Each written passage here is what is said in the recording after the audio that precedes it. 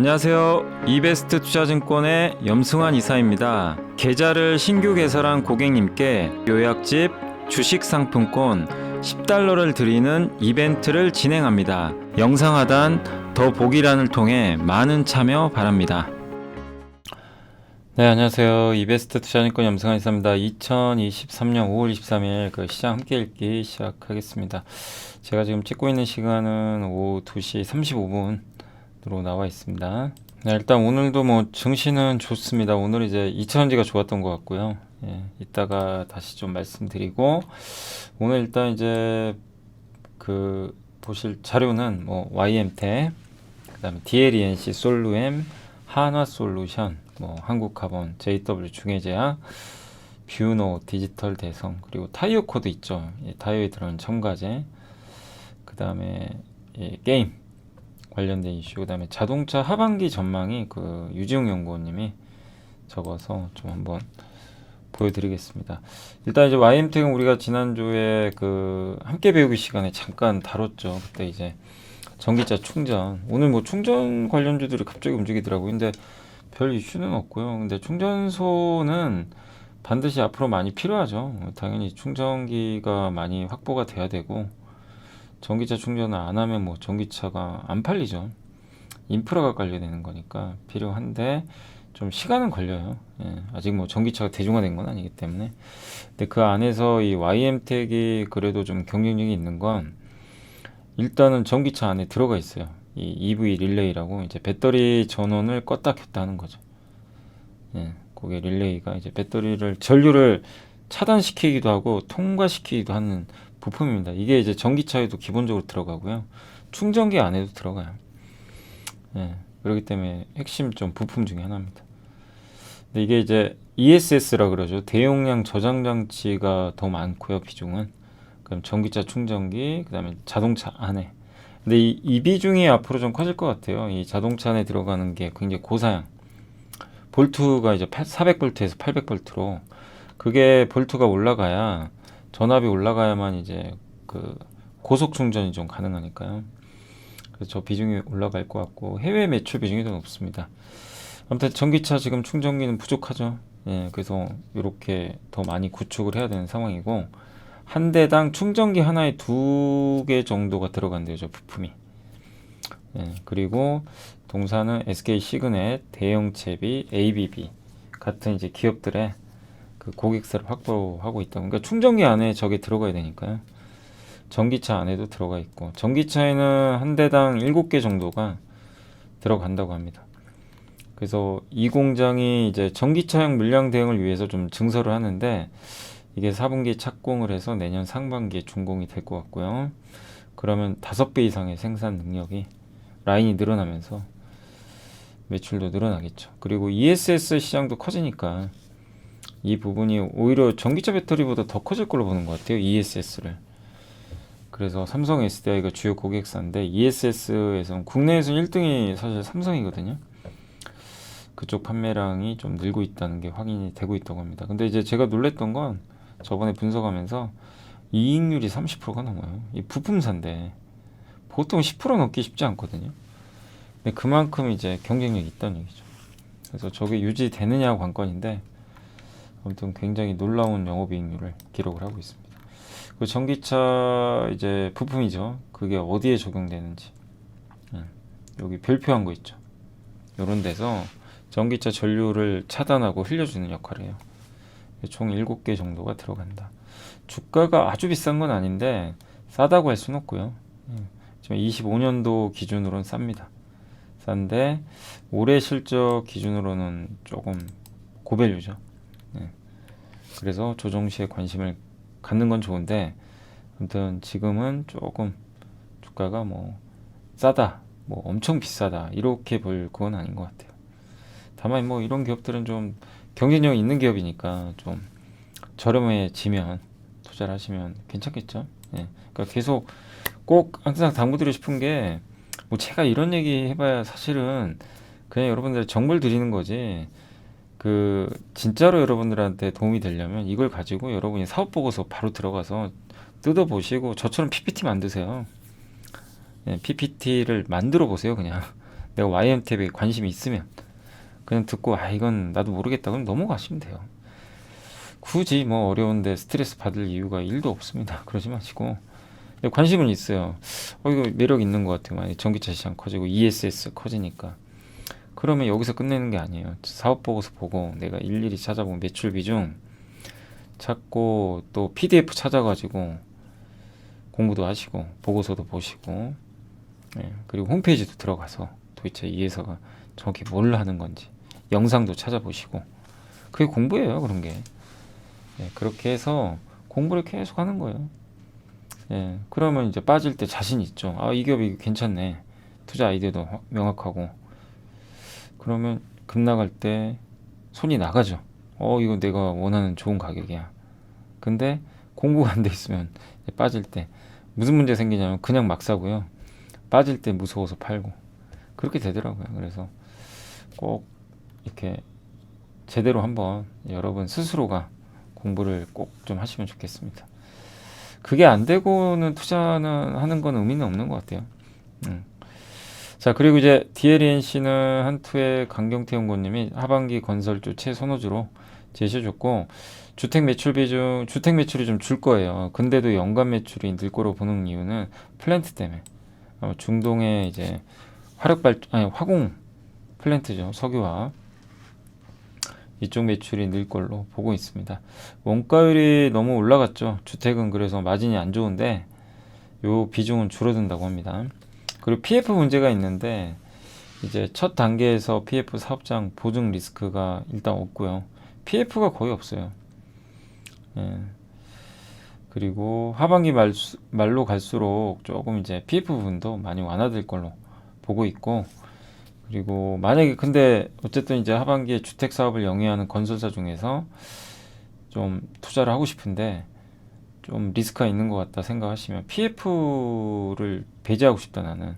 그럼 DLNC가 가장 좋죠. 왜냐면 DLNC는 거의 PF가 없거든요. 그래서 공사비 미회수 위험이 좀 낮고요. 그리고 1분기 기준으로 미분양 주택 세대수가 1,500세대 정도로 파악이 되는데 그러니까 지금 현재까지 미분양된 데가 한 1,500세대 정도 있어요. 당연히 우려가 되죠, 저거는. 근데 이제 공사비를 확보한 기성불. 그러니까 이건 미리 공사비를 지급받는 거예요. 단순 도급으로. 뭐 이게 분양과 상관이 없어요. 그래서 이게 한 30% 정도 되고 나머지가 이제 분양 대금으로 자금을 받는 거거든요. 그러니까 분양이 잘 돼야 되겠죠. 근데 1분기까지 회사의 공급 지역이 주로 그 평촌 동탄 같은 수도권이래요. 그래서 충분히 좀 해소는 가능하지 않을까라고 파악을 하고 있는 것 같습니다. 또 해외도 늘어나고 국내는 비중을 좀 줄였고 그리고 주가는 정말 싸고 주가 저평가된 건 뭐 여러분이 저보다 더 잘 아실 거예요. 워낙 많이 빠져가지고 그래서 DLNC를 좀 탑픽으로 아마 건설 쪽에서 보고 계신 것 같습니다. 자, 그리고 이제 전자 가격 표시기 만드는 그 솔로엠이죠. 솔로엠 우리 공부 많이 해봤지만 뭐 지난번에 이제 우리 그 실적 본대로 뭐 실적은 놀라웠죠. 공급도 확대되고 수주 잔고도 많이 늘었고요. 그리고 기기만 이렇게 공급하는 회사가 아니라 이제 전사적 자원 관리라는 이제 프로그램이 같이 연동이 돼서 실시간 재고도 관리해주고 가격 변동, 뭐 수요 예측까지 다 해준다고 합니다. 그리고 유럽 중심에서 이제 아시아 북미로 공급망을 확대하려고 하는데 이렇게 되면 좀 그 가격 자가가 올라가니까 이 부분도 긍정적인 것 같습니다. 그리고 주요 원재료 반도체 같은 게 많이 들어가죠. 이것도 가격이 떨어진 것도 좋고요. 다만 TV 부품 사업은 좀 부진하고요. 근데 이제 메인은 요 ESL로 넘어가고 있습니다. 이게 매출 비중이 늘어나니까. 그리고 1위 업체 SES 이마고테그가 퍼가 54배인데 너무 저평가죠. 이거에 비하면. 솔루엠 주요 비즈니스는 이렇게 전자가격 표시기. 이게 TV에 들어간 부품이 있어요. 그 다음 파워 모듈. 이런 충전기 같은 데 들어가는 사업부별 매출이고요. 이 회색이 저기 전자 가격 표시입니다. 점점 늘어나고 저게 늘어나니까 어떻게 되니까 이익률이 실제 올라옵니다. 이익률이 뭐 2%밖에 안 됐어요. 2, 3%. 이게 이제 7%대까지 올라온 상황이고 또 기존의 종이 가격 보잖아요. 이게 가격표 교체로 연간 한 65억 정도 비용이 발생이 되는데 요거를 이제 없애주는 거죠. 이렇게 전자 디지털 형식으로 이런 교체 비용이 이제 줄어들겠죠. 그리고 적용처가 많아요. 의류, 리테일, 물류센터 이런데 품목 같은 거 다 디지털로 관리할 수가 있고요. 공장에서도 물류, 또 병동, 오피스, 환자, 주요 정보, 그 다음에 우주 환경에서 쓸 수 있다. 쓰임새가 굉장히 넓다라고 보시면 되겠고, 2분기 실적 한 번 더 확인을 해봐야 되겠지만 어쨌든 지금은 경쟁사 대비로는 주가가 비싸진 않죠. 저평가돼 있다라고 보여집니다. 다만 이제 올라오고 나서 좀 쉬고 있다라고 보시면 되겠고, 하나솔루션은 요새 좀 주가가 지지부진하지만 더 밀리거나 오르진 않고 있고요. 충북 진천에 이제 공장을 1365억 투자해서 페로브스카이트라는 새로운 첨단 이제 그 태양광 셀을 지금 이제 개발 중에 있습니다. 그래서 내년 말까지는 이제 시험 생산하게 되고 26년부터, 그러니까 조금 멀었어요. 아직은 더 지켜봐야죠. 그렇지만 이번에 퍼스트 솔라가 저 페로브스카이트라는 기술을 갖고 있는 기업에 이제 투자를 한다고 밝힌 것처럼 이거 양산을 하게 되면 게임 체인저가 될 수도 있죠. 아무튼 이게 태양광을 정말 얇게 만들 수가 있어요. 그래서 요거를 뒤에 붙여버릴 수도 있고요. 저기 그 아파트 유리벽에다 붙여버릴 수도 있고요. 공간 활용도가 정말 좋아지는 거죠. 그거를 지금 이제 개발하고 있는 거죠. 그래서 세계 시장 규모도 커질 것 같고, 또 GS 에너지랑 합작으로 EVA 플랜트가 있거든요. 이게 소재입니다. 그 태양광 전지를 보호하는, 셀을 보호하는 그런, 그 한마디로 필름이라고 생각하시면 돼요. 동사 지분율은 한 51% 되고요. 하나그룹 관련 케미컬 업체들의 요 생산 능력이 세계 1위인 엑슨모빌을 이제 상회할 거라고 합니다. 이런 투자들을 통해서. 그래서 태양광 시장이 급성장하면서 수요가 늘고 있다. 그리고 현재 PBR 1배 이하로 이제 떨어져서 가격은 저는 한 43,000원 정도 이하면 굉장히 매력 있다고는 보는데, 아무튼 지금 최근에 이제 주가가 좀 떨어지면서 PBR 1배까지는 조금 내려왔고, 뭐 더 밀린다면 더 좋은 기회가 되겠죠. 그러니까 이런 이 하나솔루션도 지금 어떻게 바로 가겠어요. 왜냐하면 지금 당장 모멘텀이 없잖아요. 여기서 왔다 갔다 해요. 이게 한 달이 될지 두 달이, 근데 이럴 때 주가가 쭉 밀린다면 오히려 그게 좋은 기회가 되는 거죠. 소외받을 때, 그죠? 오를 때 투자할 게 아니라 그런 식으로 접근을, 그러니까 한 두 달 전에 조선주처럼 대응을 하시면 될 것 같아요. 그러니까 지금 바로 가기는 조금 모멘텀은 아직은 이게 없는 거죠, 당장은. 그래서 약간의 기간 조정이다. 오히려 이걸 활용할 필요가 있고요. 한국카본은 이제 화재 사고가 있어서 좀 리스크가 컸는데 하나증권에서 일단 목표가 유지했고요. 영업이익은 하반기에 더 좀 증가할 걸로 보고 있고, 원자재인 MDI 가격이 좀 안정세인데 다른 원자재가 좀 올라가서 마진의 회복 속도는 좀 그렇게 빠르진 않습니다. 그리고 화재 발생으로 인한 손실은 보험사를 통해 해결 가능하다고 하고요. 재고와 관련된 피해는 없기 때문에 실적 훼손 가능성 없다고 합니다. 근데 이번에 이제 공장이 소실됐기 때문에 경쟁업체 이제 동성와인텍이죠. 여기에 물량을 좀 일부 넘겨서 조달을 할 가능성, 그러니까 납기일은 맞춰야 되는데 그건 못 맞추면 당연히 안 되니까 동성와인텍에 요청을 할 수도 있는 거죠. 그래서 어쨌든 좀 불확실성은 있지만 단기 이슈다라고 보고 있고요. LNG선 선사가 빠르게 상승한 만큼 판가 인상도 원활할 것 같고, LNG선 수주가 많이 됐는데 이제 건조가 시작돼요. 막 만들어요. 그러면 저런 이제 본행제 기업들의 실적은 당연히 좋아질 수밖에 없는 거죠. 근데 좀 안타깝게도 갑자기 화재 사고가 발생하는 바람에 좀 안타깝죠. 그리고 연간 영업 실적은 이렇게 증가할 걸로 보이고요. 이게 수주 잔고입니다. 이 회색 23년 1분기인데 지난 1분기보다 압도적으로 많고 작년 4분기랑 똑같아요. 그래서 수주 잔고는 아무튼 작년보다는 레벨 자체는 많이 올라가 있다 라고 보시면 되겠고, PBR 한 1.1배가 허리 정도 되더라고요. 그래서 거기가 1,600원이니까 혹시라도 이 구간이 온다면 부담을 느낄 구간은 아니다 라고 말씀을 해드리겠습니다. 그리고 요새 이제 우리가 보고서 좀, 요새 애널리스트 분들이 또 JW 중해지역도 보고서를 많이 쓰죠. 국내 수액제 1등 기업이고요. 고지혈증 치료제 우리 배웠죠. 이제 콜레스테롤이 많아지는 거. 예. 그게 이제 리보로젯이라고 하는데, 요게 이제 어쨌든 이제 판권을 갖고 온 거죠. 예. 요걸 갖고 혈우병 치료제, 혈액이 응고하지 않는 햄리브라, 그리고 수액제 1등입니다 원래. 그리고 아토피 피부염 치료제 임상 2상 발표를 했고, 그 탈모 치료의 독성 실험하는 그거를 좀 완료를 하면서 연구 개발 모멘텀도 좀 있다. 그러니까 아토피랑 이제 탈모죠. 그리고 23년 영업이익은 25% 증가할 거로 보이고, 영업이익률도 꽤 준수합니다. 돈도 잘 벌어요. 그리고 기초수액, 영양수액제 뭐 이런 것들 만들고요. 리바로와 리바로제, 악템네, 햄리브라 등 오리지널 의약품을 판매하는데, 이걸 그냥 단지 사와가지고 판매하는 게 아니에요. 그러면 그냥 유통사죠. 근데 이거를 판권을 아예 도입을 해가지고 국내에서 임상도 진행을 해버리고요. 거의 독점이죠. 그러니까 국내에선 독점적 영향력을 행사하는 거죠. 그래서 마진도 훨씬 좋고, 이런 것들을 해주니까 직접. 그리고 원료도 직접 생산하고 있고요. 혈우병 치료제도 이게 A형이 있고 좀 약간 이 다른 형태가 있는 걸로 아는데, 이 혈우병 치료제 중에서 그 내성을 가지지 않는 환자분들이 계시거든요. 그분들은 비급여예요. 건강보험 적용이 안 됐는데 이번에 적용이 되기로 한 것 같더라고요. 예. 그래서 이 부분도 상당히 좀 효과가 있을 거고, 그리고 그 햄리브라, 예. 이게 이제 정맥주사제형이 아니고 피하주사, 예. 자기가 직접 넣을 수 있는 거죠. 그래서 지속적으로 투여가 필요한 예방요법 환자에도 유용하다. 그리고 수액제는 아마 좀 많이들 좀 생소하실 거예요. 많이 나온 건 아닌데, 우리 그 아무튼 병원에 입원하면 포도당 맞잖아요. 포도당 이 주스, 주스랍니다. 주스가 아니죠.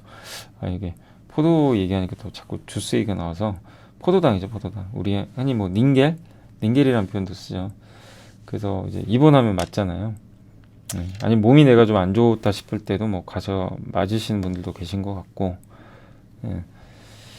그래서 이제 기초수액제는 우리가 이제 입원을 했을 때 어떤 사고나 뭐가 나서 그럴 때 충분한 수분과, 왜 먹는 걸 많이 못하니까 전해질 탕, 기초적인 거, 예. 그리고 영양수액제는 이제 나한테 필요한 영양분을 제공해 주는 겁니다. 특수수액은 이제 이런 데 포함되지 않는 특별한 경우. 근데 이 수액제는 JW도 생명과학이 만들어요. 만들어서 중해제약이 주는 거죠. 그래서 대표 수액제 브랜드는 위너프란 브랜드가 있고요. 이게 오메가3랑 오메가6가 배합돼서 환자 회복할 때 도움을 많이 준다고 합니다. 그리고 파이프라인 중에 제일 기대되는 건 JW1601인데, 이게 아토피 치료제. 비만 세포에서 히스타민이 이제 이게 나오는데, 이 물질이 저 수용체와 결합을 하면 알레르기 반응이 일어난대요. 그래서 체내에는 4가지 히스타민이 있대요. 그래서 여기서 만드는 거는 H4R이라는 4번째 수용체. 이게 염증을 유발합니다. 가려움, 알레르기. 이 아토피가 그렇잖아요. 염증과 가려움증은 동반하죠. 그래서 이제 이걸 치료하는 거예요. 이 수용체가 행동하는 거를 차단시키는 거. 이게 JW1601.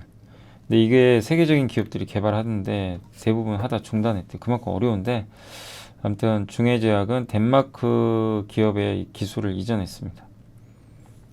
근데 이제 아무튼 이 기업이 임상을 잘해서 성공한다면 성과를 받겠죠. 그래서 올해 말 정도의 결과가 나온다고 하니까 뭐 지켜봐야 될 것 같고, 글로벌 수액제 시장이고요. 그 다음에 여기 아토피 피부염은 아직은 없어요. 요 4가지 정도가 있대요. 이쪽 시장은. 그리고 WNT, 요게 탈모, H4R, 요게 히스타민, 아토피, 요런 것들이 이제 지금 연구 개발을 하고 있다고 합니다. 근데 원래 본업도 탄탄하고 실적적으로도 우리가 볼 수 있는 좀 괜찮은 기업이에요. 주가도 아주 비싸다고 할 수는 없고, 숫자가 나오니까. 그리고 뷰노는 이제 인공지능 의료기기 회사입니다. 루닛 들어보셨죠? 루닛과 이제 약간의 뭐 많이들 비교를 하시는데, 아무튼 진단하는 제품이다. 눈과 관련된 또 흉부 엑스레이 이런 것들 보고 소견도 제시하고 심전도 측정을 하고 그런 건데, 이 회사의 이제 핵심 중에 하나가 딥카스라고 있어요. 심정지 있죠, 심정지. 갑자기 심장이 멈는 거. 요거를 판단을 해줘요. 입원 환자 기준 연간 심정지가 3,600건인데 그 중에 75%가 사망을 한다고 합니다. 그래서 전조 증상이 있거든요. 심전지. 그걸 통해 적절한 조치를 할 수 있으면 사망을 막을 수 있다고 합니다. 근데 의료인 1인당 담당하는 환자 수가 많아서 이걸 예측하기가, 그러니까 이 사람이 심정지 될 것 같다, 이걸 예측하기가 굉장히 어렵대요. 예, 그리고 오류도 발생하고 기존에 있는 장비들이. 근데 디카스는 그러니까 기존에 있던 그 트리거 툴이라는 이런 이제 도구겠죠. 이게 좀 오류가 있다고 하는데, 디카스는 이제 네 가지의 징후를 기반으로 그거를 점수제로 표시를 해가지고 이 사람은 가능성이 높다 이렇게 하는 것 같아요. 그래서 수축 혈압, 수축 위행기 혈압, 맥박수, 호흡수, 체온 같은 거를 재가지고 이제 예측을 하는 것 같습니다. 그래서 이거 사람이 하는 게 아니라 이제 AI가 하는 거죠. 예. 근데 결과가 되게 우수했다고 합니다. 그래서 일반 병동의 모든 입원 환자에게 디카스를 적용해도 차이가 별로 없다고 지금 나오는 것 같아요. 그리고 22년 8월 비급여 시장에 진입했고요.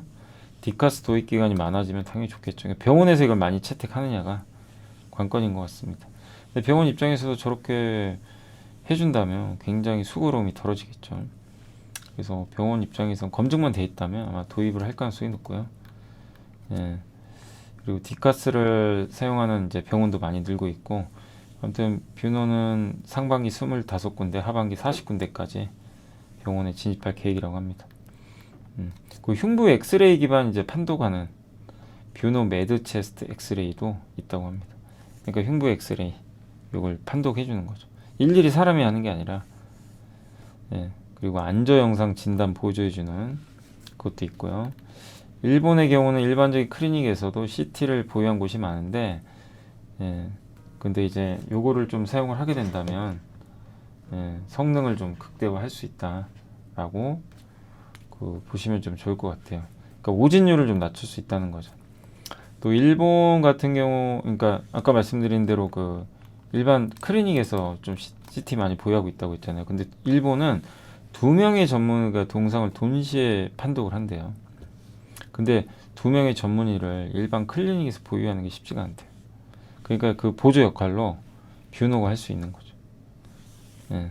그러니까 어쨌든 이 AI가 왜 필요하겠습니까? 인건비 절감이에요, 사실. 생산성 향상. 인간이 그리고 보기 어려운 것들 있죠. 로봇도 할 수 없는 거, 인간이. 그런 것까지 다. 그러니까 의료 시장에도 필요한 거죠. 눈으로 보기가 어려운 것들. 그래서 시장은 커질 수밖에 없어요. 아직은 적자가 나겠지만 초기니까. 그래서 꾸준히 우리가 루니 뷰노는 정말, 저도 시간만 되면 다 하고 싶어요. 근데 뭐 당장은 시간이 안 되고, 저도 계속 공부를 할 겁니다. 루니 뷰노 이렇게 보고서 나오면 읽어보고. 그러니까 여러분들도 지금 투자할 이유는 없어요. 지금 뭐 주가 저렇게 올랐는데 뭐하러 그렇게 리스크를 짊어지세요. 그죠? 오른 상태에서. 이럴 땐 뭘 한다? 공부를 해놔야죠. 그 시간에 투자할 게 아니고 공부해놓고 쭉 빠졌을 때 이제 그때 투자하는 거예요. 내가 완벽히 분석이 됐을 때. 공부는 해보세요. 루니 뷰노 이런 기업들도 관심 있는 분들은 지금은 공부하는 타이밍이죠. 안녕하세요. 이베스트 투자증권의 염승환 이사입니다. 계좌를 신규 개설한 고객님께 요약집 주식 상품권 10달러를 드리는 이벤트를 진행합니다. 영상 하단 더 보기란을 통해 많은 참여 바랍니다. 디지털 대성은 뭐 고등 부분, 초등 부분 이쪽 다 괜찮은데 이익은 왜 이렇게 줄었을까요? 대성 마이맥을 출시를 했는데 너무 마케팅을 세게 한 거예요. 가격도 낮추고 회원수 늘었는데 판관비가, 이익이 망가지겠죠. 네. 근데 어쨌든 경쟁력 올라가고 있다고 합니다. 그리고 무엇보다 좋은 게 주주 환원을 해요. 자기 주식 67만 주, 100만 주 소각 이후 6개월 만에 추가 진행이고 3, 4% 배당 수익률 주고 이거 환원까지 해주면 5, 6% 나와요. 주주 환원율이. 주주 가치 제고에도, 그러니까 이 배당까지 합쳐서. 그래서 이 부분도 좋고 우량하고. 근데 이제 앞으로 체크하실 거는 이제 마케팅비를 많이 썼는데 회원들이 이탈하면 안 되고, 언제가 마케팅비 줄일 거예요. 줄이겠죠. 그 줄였을 때 매출이 증가하면 이제 이익이 점프를 하거든요. 그게 언제가 될지는 좀 봐야 되겠습니다. 매출은 이렇게 나무랄 데 없어요. 꾸준히 느니까. 이제 성장률은 둔화됐지만 교육 산업이라는 게 뭐 성장 산업은 아니니까 영업이익률이 좀 정체돼 있죠. 근데 이게 좀 이제 늘어나는지. 23년도에는 좀 줄고 있어요. 여기 보시면 올해 예상인데 줄죠. 왜냐면 마케팅비 때문에. 근데 이제 이 부분이 조금씩 개선되는 게 이제 내년으로 보는데 그러면 굉장히 좋겠죠. 매출 늘어나고 그러면서. 그리고 주가 워낙 싸게 지금 거래되고요. 완전 바닥에 가 있고요. 그 다음에 요새 내부자들 계속 매수하더라고요. 디지털 대성은 내부자들이 꾸준히 매수하는 걸로 알려져 있습니다. 저도 매일 보니까.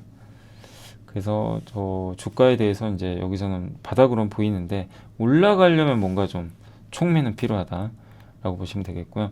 타이어 코드는 설비 폐쇄로 균형이 맞춰지고 있다. 이렇게 나와 있는데 유한타증권의 황규현 연구원님이 타이어 코드 이제 아시잖아요. 펫 타이어 코드. 자동차에 그러니까 타이어에 들어가는 첨가제인데 이게 글로벌 펫 타이어 코드 수요량이 66만 톤 정도 되는데 생산량은 88. 생산량이 더 많죠. 1등은 효성 첨단 소재, 2등이 이제 코어롱 인더. 이 두 회사가 좀 많이 갖고 있는데 수출 가격이 박스권이에요. 3,100에서 4,100. 근데 최근에 고점 대비해서는 좀 많이 떨어져 있어요. 근데 조금 올라가고 있습니다. 이유가 설비를 좀 폐쇄했대요. 코어롱 인더가 1.9만 톤을 작년 3분기에 증설했다가 중국 공장을 폐쇄했대요. 그리고 올해 증설 물량은 3.1. 저거 두 개 대입하면 상쇄되죠. 그러니까 올해는 증설이 없어요. 사실상. 왜냐 작년에 물량을 줄여버렸기 때문에. 그래서 나쁘진 않다. 타이어 코드 가격도 좀 요즘에 회복될 것 같고 타이어 수요도 늘어나니까 그런 의미입니다. 그래서 효성 첨단 소재는 어제 이제 많이 올랐죠. 탄소 섬유 요런 이슈로. 근데 코어롱 인더는 많이 못 올랐으니까 좀 그쪽으로도 훈풍이 불지 않을까 싶습니다. 아무튼 타이어 코드가 많이 빠졌다가 이제 바닥은 좀 형성은 돼가고 증설 부담은 크지 않다라는 그런 의미고 수요만 좋으면 되겠죠. 수요가 이제 타이어 쪽 좀 개선되니까 괜찮지 않을까 싶고요. 게임도 좀 보자는 얘기 같아요. 세계 3대 게임쇼 미국 E3, 독일 게임스컴, 일본의 도쿄 게임스가 있는데 E3가 게임이 취소됐대요. 여기 안 한대요. 그만큼 업황이 안 좋아서 그래요. 이런 걸 보면 게임사에 아무도 관심 없다는 얘기예요. 그래서 오히려 투자하기에는 오히려 편해요. 사실 막 흥분하는 사람들이 없잖아요. 그죠? 오죽하면 게임쇼까지 취소될 정도면 얼마나 업황이 안 좋다는 얘기예요. 그래서 나쁘지가 않은 거예요. 사실은 투자할 때 그만큼 가격이 낮아져 있기 때문에. 근데 온라인으로 하는 서머 게임 페스트는 진행한다고 합니다. 그래서 여기에 뭐 넥슨, 펄어비스, 네오이저 이런 기업들이 지금 일단 하고 있으니까 한번 좀 보시면 좋을 것 같고요. 잠시만요. 그리고 이제 국내 게임사들에 대한 관심도 확대가 좀 필요하다. 이제 긍정적인 시각을 유지하셨고 지난 2년간은 너무 인건비 많이 들어가고 고생 많이 했죠. 근데 이제 모바일뿐만이 아니라 PC 콘솔로 다양하게 나와요. 중국 판호도 뭐 치사하게 또 안 하진 않겠죠. 예. 아니 왜냐면 또 요새 중국과의 관계가 안 좋으니까. 예. 제발 좀 그런 일은 없었으니까 좀 보복은 안 했으면 좋겠어요. 정말 힘들어요. 이게 중국 관련 기업들이. 예. 아니 오늘도 뉴스 보니까 그러니까 중국에서 우리나라 네이버나 이런 포털 사이트 있죠. 그거 차단시켜 버렸대요. 기사 그렇게 나와 있더라고요. 근데 그런 건 좀 아닌 것 같긴 한데 아무튼 또 이러다 판호 발급 안 되면. 근데 판호 발급은 작년에 됐거든요. 근데 그 부분이 참 또 예측하기 좀 어려워졌고 아무튼 또 어쨌든 이런 게임쇼들이 나오니까 뭐 게임주들 좀 보자는 그런 의견인데 오르긴 쉽지 않을 거예요 당장. 왜냐면 모멘텀이 없으니까 아직 큰게. 근데 그만큼 기대도 낮아져 있으니까 뭐 나쁠 건 없다. 그래서 네오이즈는 작년부터 저 피해 거짓으로 많이 올랐어요. 나쁘다가 아니라 이건 이미 좀 어느 정도 알려졌죠. 근데 이제 NC는 또 그러질 못했으니까 프로젝트 TL이 올해 하반기에 나올 것 같은데 성공을 꼭 했으면 좋겠고 아무튼 이런 것들에 대한 의견이니까 뭐 여기 말고도 게임사들 많이 있잖아요. 그래서 좀 꾸준히 관찰을 할 필요는 있고 하반기는 좀 저는 나아질 걸로 생각하고 있습니다. 왜냐하면 비용도 줄고 또 금리 인상 사이클 끝나가니까요. 자동차 이제 다올의 유증 연구원이 전망해 줬는데 핵심 뭐냐면 몇 년간 이어진다. 지금의 고마진 구조가. 그러니까 이게 참 될까 의심 안 할 수는 없죠. 근데 계속 고마진 구조가 이어진다고 볼 것 같고요. 그리고 너무나 싸죠. 주가가. 5배가 뭡니까? 진짜 아직도. 그래서 분기별 실적 모멘텀은 요거는 좀 어느 정도 소진됐어요. 근데 2, 3년 내 점유율 상승, 설비 투자도 유연하게 하고 배당 성향 이런 것들도 올리죠. 그래서 주주 가치도 증가하고 이런 부분들은 긍정적인데 이제 점유율이 올라가는 게 제일 중요하다고 봐요. 여기서 요게 핵심인데 예, 이 이유는 신차 사이클이 또 시작이 될 거래요. 산타페가 나옵니다. 올해 7월에 굉장한 이제 볼륨 모델이죠. 25년까지는 이제 팰리세이드 텔룰라이드까지 연결돼요. 미국의 SUV거든요. 기아 SUV, 팰리세이드는 현대. 이게 단가도 비싸잖아요. 그리고 일본 업체들이 최근에 이제 밸류에이션이 올라간 이유는 전기차 전략 선회했고 엔화 약세 때문인데, 근데 전통적으로 어쨌든 밀리죠. 한국에 비해서는 전기차는 좀 늦었죠. 근데 아무튼 우리 한국 기업들이 일본보다 지금 돈도 잘 벌고 지표도 좋거든요. 글로벌 세계 최고 수준이에요. 수익성도 재고도 낮고 인센티브도 낮은데 왜 인정을 못 받냐 이거예요. 피크아웃 때문인지 모르겠지만 좀 답답한 감은 있죠. 돈을 번 만큼은 인정해 줘야 되는데 인정을 못 받고 있고요. 아직까지. 하반기가 이거죠. 이 이익 규모가 이어지겠냐, 이 의심이 굉장히 많아요. 아직도. 그래서 못 가는 거죠. 그러니까 밸류가 못 올라가는 거죠. 아무튼 그러나 유재영 연구원님은 올라갈 거다. 왜냐, 신차 사이클이 이제 시작된다. 이게 24년까지 이어지고 산타페는 기존보다 20% 이상 더 증설할 거고요. 생산 물량을 미국, 유럽에서. 그래서 실적이 개선될 것 같고 3세대 플랫폼을 쓴다고 합니다. 이게 기존 산타페에 안 들어갔었는데 이 중형이나 대형에 들어가는 플랫폼인데 요거를 이제 탑재하면서 단가가 올라가요. 그러면. 그리고 기아는 소렌토와 카니발에 이미 적용 중이고요. 그래서 아마 가격은 더 올라갈 가능성이 높습니다. 생산량도 증가하지만 가격까지. 그리고 내년에 나올 팰리세이드 텔룰라이드도 2세대인데 이걸 교체하겠죠. 거기다 하이브리드 모델 도입하면 단가 더 올라가요. 디젤 축소하고. 하이브리드 카는 이제 그 엔진하고 배터리가 같이 들어간 거죠. 이제 배터리가 보조 역할을 하는 거고 단가가 더 세죠. 근데 저런 것들이 많이 도입이 되면 판매 단가가 올라가는 거죠. 그래서 현대차 그룹은 내년까지 실적은 강세가 이어지지 않을까. 저런 신차 사이클과 생산량 증가, 또 SUV 라인업 중에 제일 주력이 미드 사이즈, 팰리세이드 정도 되는 게 가장 주력인데 내년에 신차가 나오니까 예. 거기다 생산량 증가까지 이루어질 걸로 봅니다. 제네시스도 늘어나는 것도 현대차한테 좋죠. 22년에 21만 대, 23년 26만 대 꾸준히 늘고요. 기본 브랜드가요. 평균 판가가 7천만 원이 넘어요. 그 정도로 고마진 제품이죠. 예, 근데 또 GV80 쿠페 모델 등 다양한 모델들이 나오는 것도 긍정적인 것 같습니다. 미국 내 전용 딜러 수도 증가하고 있고 또 제네시스만의 독자적인 이제 브랜드가 있으니까 잘 될 걸로 보고 있고요. 그리고 이런 얘기도 있죠. 아니 테슬라 요새 그거 하잖아요. 자꾸만 이제 치킨 게임 하는데 현대 기아는 동참 안 합니다. 할 이유가 없어요.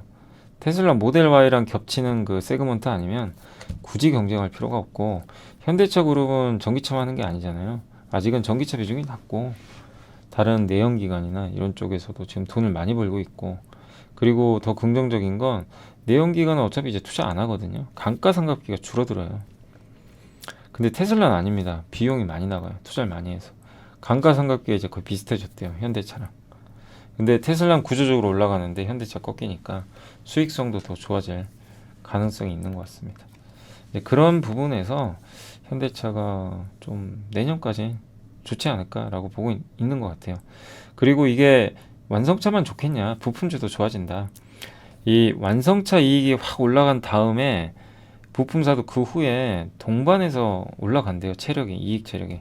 올해 3, 4분기가 그런 시점이고 샤시, 인포테인먼트, 내장재, 모듈 이런 게 다 단가가 올라간다고 합니다. 큰 폭으로. 이런 것들을 대부분 모비스가 해주죠. 현대모비스가. 그래서 현대모비스를 좀 굉장히 긍정적으로 평가를 했고 한우 시스템은 열관리, 전기차 핵심 부품 중에 하나죠. 요런 것까지 해서 좀 긍정적인, 두 업체 모두 공통적으로 1분기 영업이익은 저조했지만 일회성 비용들이 이제 역산되고 이제 해소되면서 또 신형 SUV 나오면 판매 단가 올라가잖아요. 공급 단가 올라가고, 그래서 이익 턴어라운드가 강하게 나오지 않을까라고 전망하고 있습니다. 그래서 완성차가 지금은 더 좋지만 2분기를 기점으로 3분기부터는 또 부품사도 같이 간다, 이런 내용이고, 이렇게 이익이 늘어나는데 펀은 점점 낮아집니다. 인정 못 받고 있고, 지금 올해 하반기는 인센티브나 이런 테슬라의 공급 과잉 우려가 있지만 현대차는 그걸 극복할 수 있다. 신차도 나오고 플랫폼. 다만 완성차의 영업이익률은 조금 둔화될 수는 있고요. 부품사가 조금 올라갈 수 있지 않을까, 이렇게 보고 있습니다. 그리고 3세대 플랫폼으로 교체하는 시기입니다. 그러니까 일단 이게 좋은 게 신차가 많이 더 팔리겠지만 그 차량 품질도 올라가는 데다가 단가가 세져요. 그 효과가 있죠. 그리고 현대차 이렇게 다양합니다. 세그먼트가 A가 제일 저렴한 차, 최고 비싼 차도 있고, 51.5%가 어디입니까? 가장 핵심이 SUV. 비싸죠, SUV. 요걸 많이 팔고 있어요. 그리고 테슬라는 잔존 가치가 이렇게 떨어집니다. 어떻게 보면 이제 중고차 가격과 영향을 주는 거죠. 그리고 전통적으로 완성차 대비해서 옛날에는 현대모비스가 밸류를 더 받았는데 2020년 이제 이후로 공급망이 붕괴되면서 운임이라는 게 이게 너무 올라가다 보니까 투자는 해야 되고 역전돼 버렸죠. 밸류가, 현대차가 더 밸류가 높아졌죠. 근데 이런 것들도 결국엔 좁힐 거다라는 그런 의미로 보시면 되겠습니다. 아무튼 현대차의 구조적 고마진이나 부품사들까지 봤을 때 25년까지 장기 투자하는 거는 뭐 괜찮지 않을까라고 저도 좀 보고 있습니다. 자, 그래서 한번 자동차는 너무 흔들리지 마시고, 근데 지금 막 올라갈 때 사는 건 아닌 것 같아요. 흔들릴 때, 또 막 안 좋다는 얘기 나올 때 막 빠진다 그러면 도망가지 마시고, 또 기회고, 다만 적어도 24년 5년까지는 한번 장기 투자하는 게 어떨까라고 좀 조심스럽지만 말씀을 드리고 싶습니다. 자, 그리고 이제 공시 한번 볼까요? 전자공시 쪽에서는 이제 어제 나왔던 공시, 어제 체크했던 공시를 한번 보여드리도록 하겠습니다. 아, 이게 되게 늦게 뜨네요. 이게 어제 나왔던 공시는 일단 현대미포조선이 컨테이너선 5쪽 있었고, BHI가 복합 화력발전 설비 공급 계약을 맺었다고 합니다. 이게 이제 발전 설비 보일러 만드는 회사죠.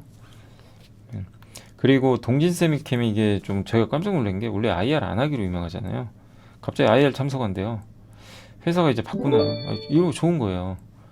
아니, 회사가 좀 자기 잘났으면 잘났는지, 뭐 못났으면 못났다, 뭘 얘기를 해야죠. 외부에다. 그죠? 근데 너무 이게 닫고 있으니까 애널리스트들도 답답해 한 거죠, 사실. 근데 왜냐면 실적 추정을 못 하거든요. 근데 이제 드디어 합니다. 5월 26일이니까 며칠 안 남았는데 좋은 좀 얘기했으면 좋겠고, 그 다음에 이제 내부자 매수와 좀 관련돼서는 어제 나온 거는 여기 그 메가스터디의 손준 저기 대표이사 계속 사더라고요. 근데 여기가 한 20억 정도 또 매수가 들어왔습니다. 많이 들어왔더라고요. 20억 맞죠? 20억이나 샀어요. 제가 금액 계산하고 깜짝 놀랐습니다. 여기 손준 대표가 교육의 위기라고 하신 분인 것 같은데, 근데 주식은 계속 사고 계십니다. 삼성전기 많이 샀어요. 3억 정도. 또 샀습니다. 김한상무. 그러니까 두 명의 상무가 삼성전기를 좀 매수를 했고, 펄어비스는 진짜 오랜만에 본 것 같아요. 여기 사내이사가 금액이 엄청 크더라고요. 13억 규모나 돼요. 그러니까 펄어비스를 13억이나 샀습니다. 제가 깜짝 놀랐습니다. 이렇게 많이 산 이유가 있나? 이번에 뭐 게임쇼 참석은 할 텐데 붉은 사막은 아마 내년에 나오지 않을까 싶거든요. 근데 아무튼 이렇게 들어왔으니까 참고하시면 되겠습니다. 자, 그리고 이제 시장 좀 말씀드릴게요. 지금 한 이제 10분 남았는데 그냥 미리 좀 말씀을 드릴게요. 아마 예상은 이대로 끝날 것 같아요. 지금 코스피가 0.3% 올랐고, 오늘은 좀 상대적으로 어제도 그렇고 코스닥이 조금 더 강세 보이는데 2차 전지가 좀 강하면 확실히 코스닥이 조금 더 우위에 서는 것 같아요. 그래서 오늘 코스닥이 더 좋은 좀 분위기를 연출을 했습니다. 그리고 오늘 이제 그 외국인 기관 중에는 외국인은 좀 팔았지만 기관은 좀 굉장히 많이 샀고요. 외국인들은 오늘 철강주를 좀 많이 팔았지만 제약과 전기전자를 많이 샀고요. 기관은 역시 오늘 전기전자 화학주 위주로 고르게 매수를 해준 게 특징적입니다. 섹터로는 오늘 거기 리튬 관련주하고요. 바이오가 되게 좋았어요. 바이오 관련 진단 관련주들이 급등했어요. 또 리튬 관련주들 요새 탄산 리튬 중국에서 올라간다고 하니까 또 많이 빠지기도 했고요. 그리고 진단 키트 회사, 건설 회사 중엔 좀 중소형 기업들이 오늘 조금 살아났고 배터리 관련주, 로봇 관련주도 오늘 일부 여기 좀 좋았던 것은 루닛, 의료 AI죠. 이쪽 좀 올라갔고 2차전지 셀업체도 오늘 괜찮았습니다. 모처럼 반등에 성공했고 LFP 배터리 관련주나 오늘 근데 LNF가 되게 좋았네요.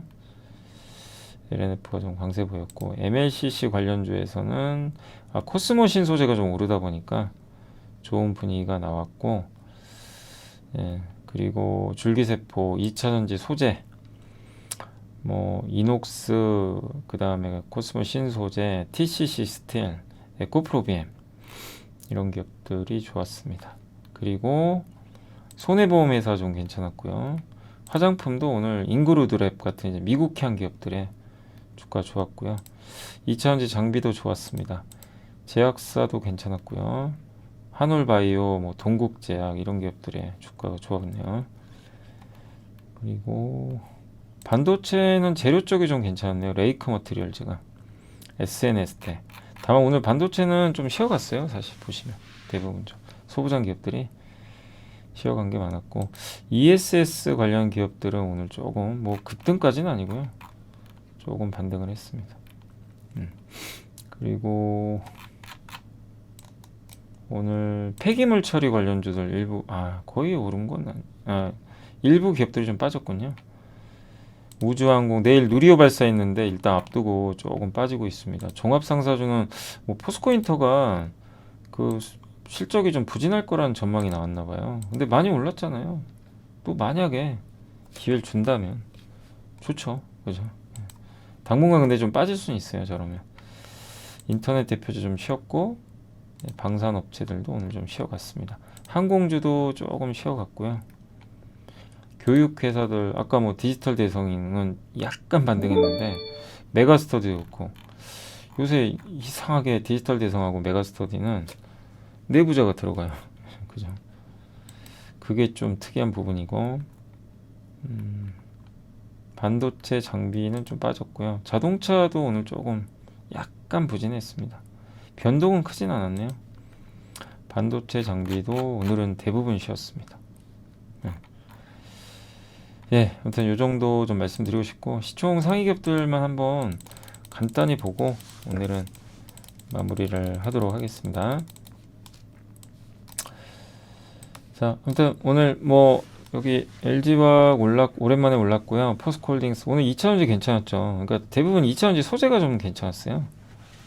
오늘은 바이오랑 그러니까 확실히 바이오 2차전지 소재가 주도를 했던 오늘 장세고 대부분 그냥 강보합 약보합입니다.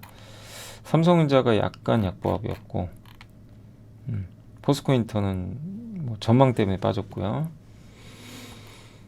그다음에 현대해상 보험주 올랐고 그러니까 이게 크게 특징 없죠. 2차전지 외에는 이렇게 눈에 딱 뭐가 띄진 않으시죠. 그죠? 바이오랑 눈에 막 급등 나간 건 안 보입니다.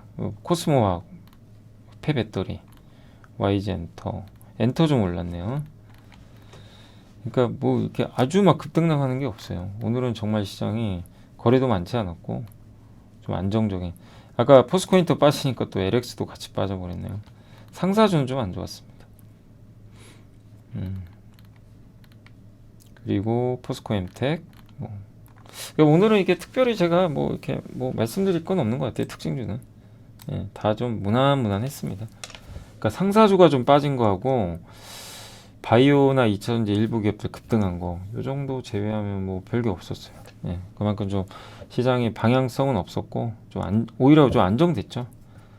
그리고 부채 한도 협상이 아직은 끝나지 않았지만 요 결과에 따라서 좀 변동성 나올 것 같은데 혹시 뭐 안 좋아서 주가 빠진다면 그건 기회가 될 것 같고 계속 말씀드리지만 지금 오른 거를 쫓아가지 마시고 소외받은 것 중에서 앞으로 좋아질 게 뭔지 그런 것들 위주로 안 갈 때 그러니까 좋은 뉴스나 이런 게들 분명히 있거든요. 근데 안 가요 주가. 그거를 답답해 하실 필요가 없어요. 오히려 기회인 거죠. 그럴 때 진득하니 투자하시면 되고 안 좋은데 계속 안 좋은 거는 계속 시간이 오래 걸려요. 좋아질 때까지 뭔가 모멘텀이 바뀔 때까지. 이제 그래서 그런 이제 각자 기업들마다 그런 어떤 흐름은 다 다르니까 증시가 어쨌든 안정적이니까요. 예, 여러분들이 편안하게 대응을 하시되 올라간 기업보다는 좀 소외된 기업들 중에서 좋아질 걸 계속 공부하고 찾고 근데 공부해서 이거 좋았는데 이미 올라간 거는 참으시고 내려올 때까지 미리 준비를 해놔야 되니까 미리 준비를 해놔야죠. 공부를 해놔야. 그래서 오늘도 그런 거에 대해서 말씀드렸습니다. 자, 아무튼 이제 오늘도 고생하셨고 제가 내일은 오전에 또 거기 라이브 있으니까 라이브 때 또 상담해드리고 예, 아무튼 네, 내일 또 오전에 찾아뵙도록 하겠습니다. 자, 오늘도 너무 고생하셨고요. 저는 또 내일 뵙도록 하겠습니다. 아무튼 감사합니다.